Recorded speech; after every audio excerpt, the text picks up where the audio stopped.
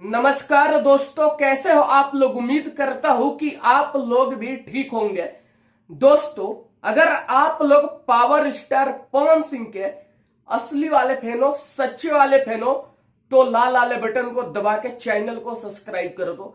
अगर आप लोग flop star, ad star, pending star का फैन हो, भाग जाओ यहां से, आपके लिए कोई जगह नहीं है। दोस्तों, पावर स्टार पवन सिंह का होली का गाना जो है ट्रेंडिंग में तो धाक जमा के रखा है। और इस साल पावर स्टार पवन सिंह का होली का गाना बहुत ज्यादा बजा। और होली के बाद भी अगर किसी का गाना बज रहा है तो वह सिर्फ और सिर्फ पावर स्टार पवन सिंह। और दोस्तों, चैत का महीना आ गया है, चैता गाना आने लगा सारे सिंगरों का। तो मैं उम्मीद करता हूं कि पावर स्टार पवन सिंह का भी इस साल आएगा चैता गाना। और जैसा होली में ट्रेंडिंग हुआ है, पवन सिंह का गाना ट्रेंड किया है, वैसे ही चैता का गाना भी पावर स्टार पवन सिंह का ट्रेंड करेगा। विरोधी और चमचे देखेंगे और पागल हो जाएंगे देख देख के, और बोलेंगे कि हमारे स्टार का चैता का गाना क्यों नहीं ट्रेंड किया।